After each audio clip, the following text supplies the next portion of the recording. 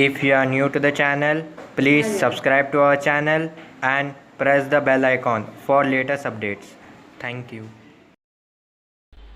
Hello, good morning. This is Shirin Begum from NGCC Software Technology. So today we will discuss about material management in SAP. Okay, first we will start with introduction. Okay, first we will start with ERP. ERP is nothing but enterprise resources planning. Okay, enterprise resources planning is nothing but business, resources is nothing but research, planning is nothing but plan out करना. अब आप एक normal सा एक business start कर रहे हैं, right. Business start करें तो आप यूं ही तो स्टार्ट नहीं करेंगे, उसके रिलेटेड रिसर्च करेंगे, प्लान आउट करेंगे कि फ्यूचर में आपको किस रिसर्च मतलब कि आप किस सोर्स से किस टाइप ऑफ बिज़नेस से आपको क्या है प्रॉफिट हो सकता.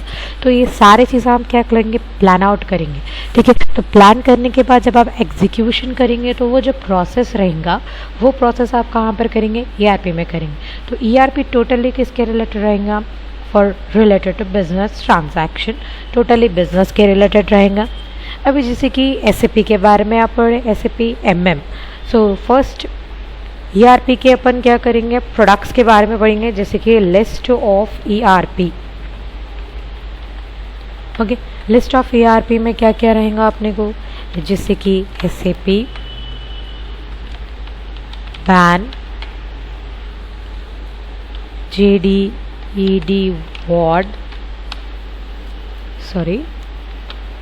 JDED Ward, Exceed, Sybil, Oracle, PeopleSoft, Microsoft, Navision, Ramco, etc.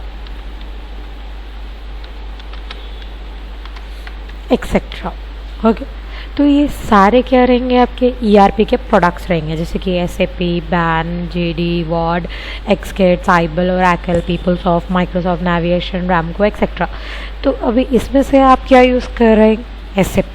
Okay, SAP इन सब में बेटर क्यों है, क्योंकि ये बहुत ईजी है और मल्टी यूज़र्स है, बहुत इजीली यूज़ कर सकते हैं, रियल टाइम बिजनेस के रिलेटेड है, आप ह्यूज अमाउंट ऑफ डाटा इसमें स्टोर कर सकते. तो SAP क्या है, ये सारे सॉफ्टवेयर से अपन बेटर रहेंगे. ओके, तो first we will check out about SAP. Okay, a full form of SAP is system. A full form of SAP is system, application and product in data processing. Okay, so this is the full form of SAP. Okay, SAP जैसे कि अभी अपन SAP में MM module के बारे में पढ़े. So what is module here, जैसे कि आप नॉर्मल बिजनेस में क्या यूज़ करते, डिपार्टमेंट्स यूज़ करते, जैसे कि परचेज डिपार्टमेंट, सेल डिपार्टमेंट और एल्स एनीथिंग, कैश डिपार्टमेंट, बहुत सारे अलग अलग डिपार्टमेंट्स रहते हैं, राइट. तो SAP में आप वो क्या यूज़ करेंगे, मॉड्यूल्स यूज़ करेंगे. Okay, modules like FICO, MM, SD, HR, etcetera. Okay, etcetera, बहुत सारे अलग अलग मॉड्यूल्स रहेंगे, जैसे कि FICO is nothing but financial controlling, MM is nothing but material management, SD is nothing but sale distribution, HR is nothing but human resources. जैसे कि ये सारे क्या है, अलग अलग डिपार्टमेंट्स है, तो अलग अलग तरीके से आपको क्या होगा, ये यूज़ होगा. ओके, जैसे कि अभी अपन किस बारे में बात कर रहे हैं, MM के बात कर. ठीक है, तो MM मॉड्यूल में अपने को ज़्यादातर यूज़ क्या रहेगा, जैसे कि purchasing, store and production. Okay, तो ये सारे चीज़ें अपने को किस में आएंगे, MM मॉड्यूल में आएंगे. Okay, right. तो फर्स्ट अपन चेक करेंगे SAP का हिस्ट्री, जैसे कि SAP was started in 1972. Okay, SAP कब स्टार्ट हुआ? 1972 में स्टार्ट हुआ। कौन इंट्रोड्यूस करे? By 5 former IBM employees. IBM के कुछ एम्प्लॉयज़ है जो इंट्रोड्यूस करे। जैसे कि SAP का सॉफ्टवेयर टोटली रिलेटेड किसके लिए है? रियल टाइम बिजनेस के रिलेटेड है। जैसे कि अपन अभी चेक कर रहे थे कि SAP का फुल फॉर्म क्या है? System application product and data processing. SAP जब से रिलीज़ हुआ तो SAP के कुछ यहाँ पर क्या है अपने पास वर्जन्स है, जैसे कि SAP R1, SAP R2, evaluations जिसको बोलेंगे आप, SAP R3। जैसे कि R stand for real time data processing. जो भी रियल टाइम का डाटा रहेगा वो सारा अपन कहाँ पर मेंटेन करेंगे? SAP में मेंटेन करेंगे। And 3 is a 3 standard of tier architecture client server. Okay, जैसे कि 3 किसके लिए रहेगा? 3 टायर क्लाइंट सर्वर आर्किटेक्चर्स, जैसे कि लेयर्स जिसको बोलते हैं ना, तो वो किस में आएगा? 3 में आएंगे। ओके, तो जो अभी अपन मोस्ट करंटली जो यूज़ करेंगे वो SAP में कौन सा रहेगा? सूट बिजनेस 7 रहेगा। ओके, तो ये है कुछ SAP की हिस्ट्री। नेक्स्ट है procurement cycle. Procurement cycle is most important in MM। Okay, ये बहुत इम्पॉर्टेंट टॉपिक है MM में। जैसे कि फर्स्ट यहाँ पर ऑप्शन क्या है प्रोक्यूरमेंट साइकिल में? Gathering of requirement. Gathering of requirement is nothing but material planner. मतलब कि आप जब एक प्रोडक्शन करेंगे तो आपको किस तरीके से प्लानिंग करना है, आपको कितना मटेरियल का रिक्वायरमेंट है, आपके पास कितना मटेरियल है, तो वो सारी चीज़ें आप किस में चेक करेंगे? Gathering of requirement is nothing but material planner. Okay, material planner जो करेंगे वो सारे किस में आएंगे? गैदरिंग ऑफ रिक्वायरमेंट आएंगे। Purchase requisitions, purchase requisition, purchase requisitions। ओके, purchase requisitions is nothing but internal document जो अपने खाने ऑलरेडी रहेंगे। उसके बाद जैसे कि मटेरियल आपके पास जो जो चीज़ें हैं, आपको कितने परचेज करना है, तो ये सारी चीज़ें अपन किस में डालेंगे? परचेज रिक्वेसेशंस में। Purchase organization, organizational procurement activities, मतलब कि यहाँ पर क्या होगा? ऑर्गेनाइजेशन में, परचेजिंग ऑर्गेनाइजेशन में क्या होगा? प्रोक्यूरमेंट एक्टिविटीज़ रहेंगी। Procurement activities is nothing but procurement activities is nothing but which is responsible for procurement activities, right? तो जो क्या है responsible रहेंगे procurement activities के related। तो यहाँ पर 2 टाइप्स के procurement activities रहते हैं, एक रहेगा internal और एक रहेगा external। internal is nothing but जो आपके पास ऑलरेडी है स्टॉक्स वे जो आप इनसाइड वेंडर्स रहते वो सारे किस में आएंगे? इंटरनल में आएंगे। जो आपके पास ऑलरेडी है प्लांट्स, ये सारी चीज़ें। एक्सटर्नल लाइक वेंडर्स, आप क्या करें? आउटसाइड वेंडर से कोई चीज़ परचेज करें तो वो किस में आएगा? एक्सटर्नल प्रोक्यूरमेंट एक्टिविटीज़ में आएंगे। Okay, clear? ये रहेगा परचेजिंग ऑर्गेनाइजेशन। द नेक्स्ट है परचेजिंग ग्रुप।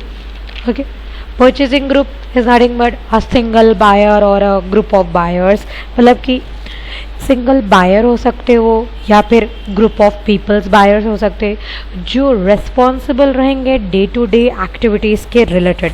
मतलब कि जो डे टू डे ट्रांजैक्शंस होते हैं या डे टू डे एक्टिविटीज़ रहेंगे वो कौन रेस्पॉन्सिबल रहेंगे? परचेजिंग ग्रुप में रहेगा।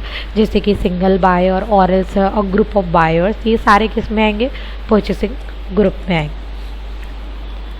देन नेक्स्ट है purchasing order. Purchasing order is nothing but external document. जैसे कि अपन परचेजिंग रिक्वेसेशन देखें, रिक्वेसेशन किसके लिए था? इंटरनल डॉक्यूमेंट जो ऑलरेडी है अपने पास। ओके, परचेज ऑर्डर किसके रिलेटेड रहेगा? एक्सटर्नल डॉक्यूमेंट, मतलब having all the detail and information related to anything. Okay, किसी चीज़ के बारे में आपको सारा इन्फॉर्मेशन होना। जैसे कि आपको एक ऑर्डर रिसीव हुआ, राइट? तो आप ऑर्डर क्या करते? किसके पास से रिसीव हुआ, कितना ऑर्डर रिसीव हुआ, आपको वो ऑर्डर कब तक देना है, ये सारी चीज़ें किस में डिटेल्स में डालेंगे आप? परचेज ऑर्डर के रिलेटेड। जैसे कि आप उसको शॉर्ट फॉर्म में PO भी बोला जाता है। And vendor, vendor is nothing but parties.